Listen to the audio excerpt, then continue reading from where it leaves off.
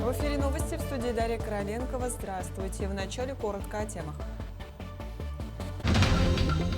Сотрудник полиции Татьяна Иванова из Мегина Алдана спасла тонувшую девочку прямо в отпуске. За свою отвагу она награждена медалью МВД России. В Эльдигистяхе зажжен вечный огонь в память о воинах. Официально зарегистрированный мемориал, минобороны Минобороны России, теперь горит благодаря усилиям администрации. В Уснерской гимназии прошла традиционная ярмарка, полюбившаяся ученикам и родителям. В этом году прошла она особенно ярко.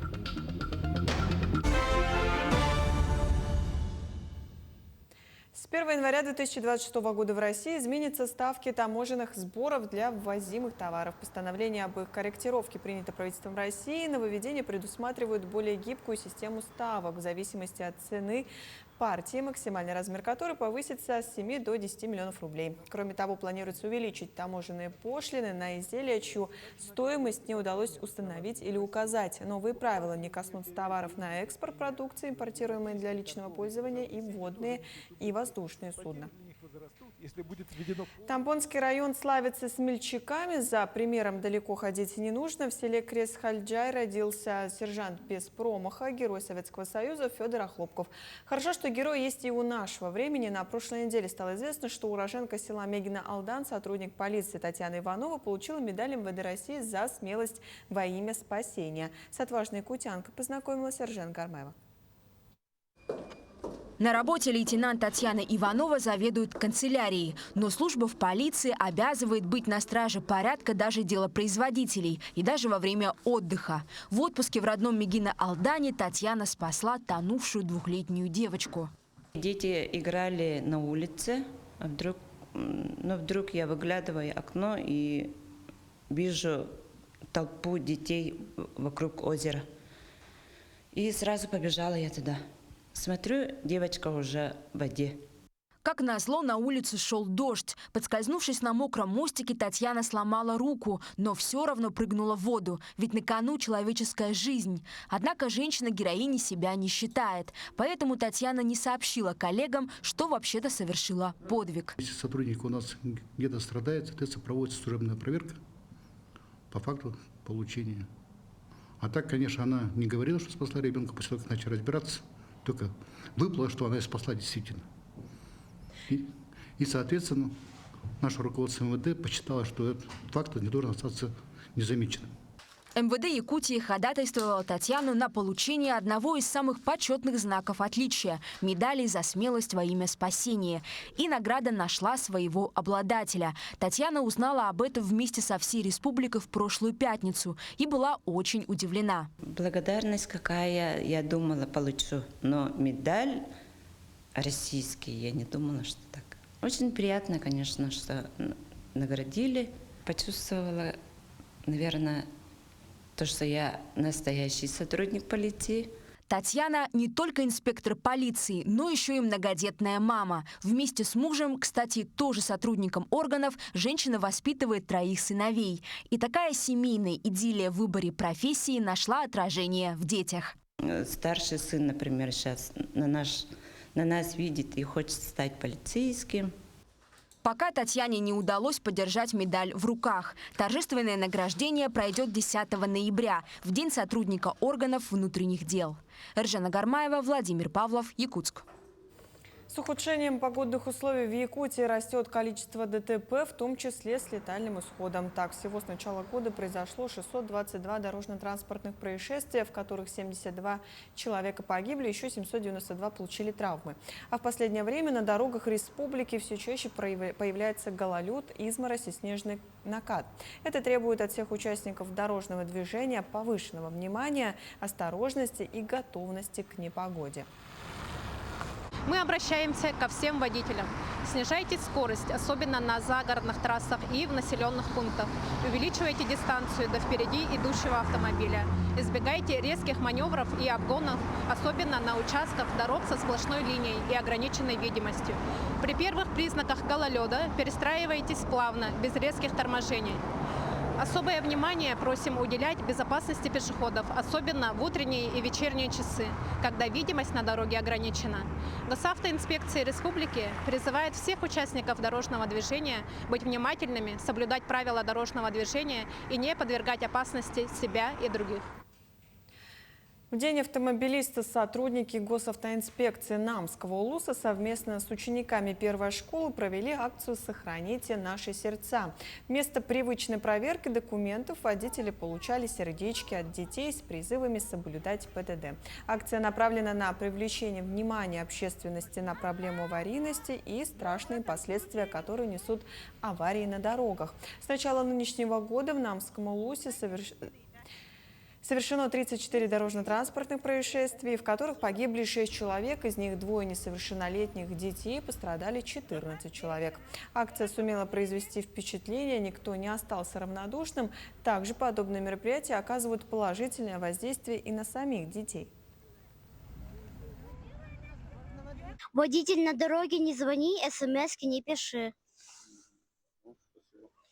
С каждым годом в Намском улусе транспортных средств все больше и больше. Также больше становится и молодых водителей, которые, к сожалению, не все соблюдают правила дорожного движения. Участники данной акции своим выходом сегодня хотели довести водителей, чтобы все соблюдали правила дорожного движения.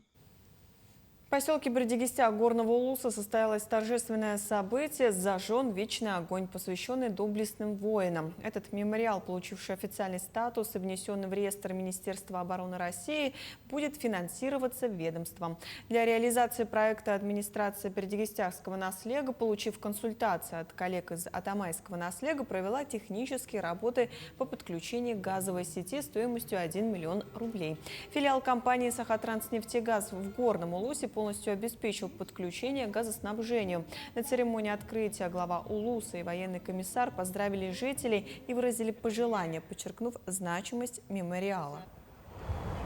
Сегодня на территории Горного Улуса мы увековечили память наших защитников Отечества, наших воинов, которые, не щадя своей жизни, отдали все для борьбы с немецко-фашистскими захватчиками и сейчас в наше время продолжают свою борьбу в зоне проведения специальной военной операции. Этот огонь будет воззнавать всегда на территории нашего Улуса нашу память, нашу боль, нашу скорбь о всех тех потерях, которые мы понесли в борьбе с фашизмом и с империализмом. Считанные дни остались до финала национального чемпионата профмастерства «Обилимпикс», который пройдет в Москве с 30 октября по 2 ноября. Якутию на этом этапе представит 6 человек по 5 компетенциям. Оператор БПЛА, ресторанный сервис, резьба по дереву, зубной техник и визаж. Только по последним 2 направлениям в отборе приняли участие больше 90 человек. Как отмечают представители Якутского медколледжа, на базе которого готовят 3 финалистов, с ребятами занимаются комплексно, не только по специальности. В подготовку финалистов включены наставники, психологи и другие эксперты. Отметим, этот год участие в Обилимпиксе для республики стал юбилейным. За все это время Якутия выпустила 26 победителей чемпионата.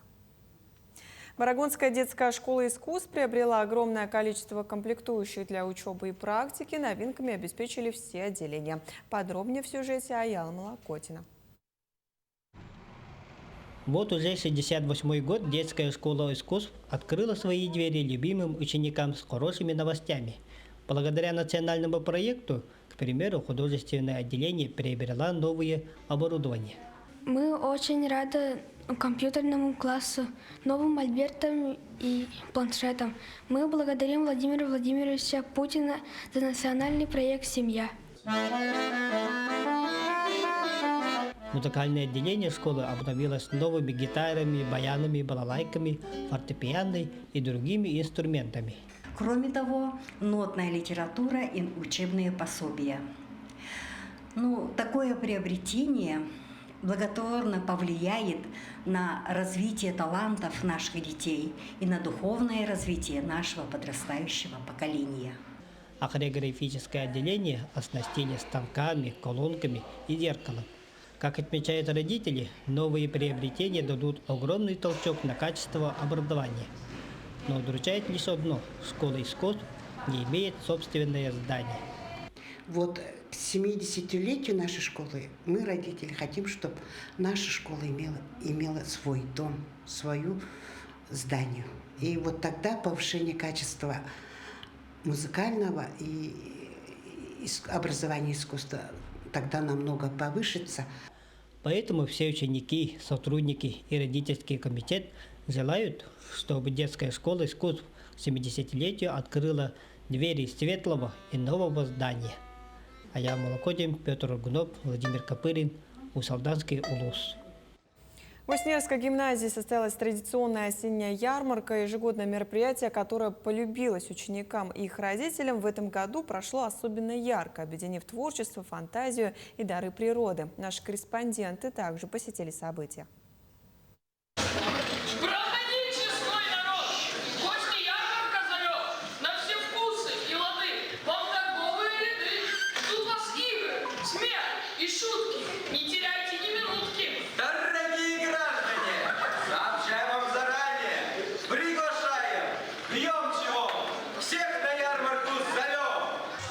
Вот таким веселым кличем зазывали ребят и взрослых на школьную осеннюю ярмарку. Каждый класс рекламировал фрукт или овощ, готовил из него основное блюдо и красиво оформлял стол с дарами осени. Дети, кто самостоятельно, а кто с помощью родителей, приготовили для продажи разные вкусности. Мы всей семьей резали чак-чак. Я тоже, папа, мама, сестра. Это наше любимое блюдо, традиционное. Разнообразие изделий не оставило равнодушным и гостей. Многие уходили домой не с пустыми руками. Купила на свою семью, на семью сестры своей. Закупились, очень большой выбор. Дети, родители большие молодцы. Постарались, очень все красиво, достаточно дешево. Надеюсь, что вкусно. Выпечка в основном сладкая, ну и с картошкой пирожки есть. Вот у кого картошка, там капуста. Такое тоже нашли. Последний день накануне осенних каникул запомнится ребятам. Одни попробовали себя в роли предпринимателя и учились реализовать свою продукцию. Другие с удовольствием попробовали вкусняшки. Все остались довольны собой и друг другом. Светлана Поцелуев, Андрей Неустроев, Уснера. Это были все новости к этому часу. До встречи в дальнейшем эфире.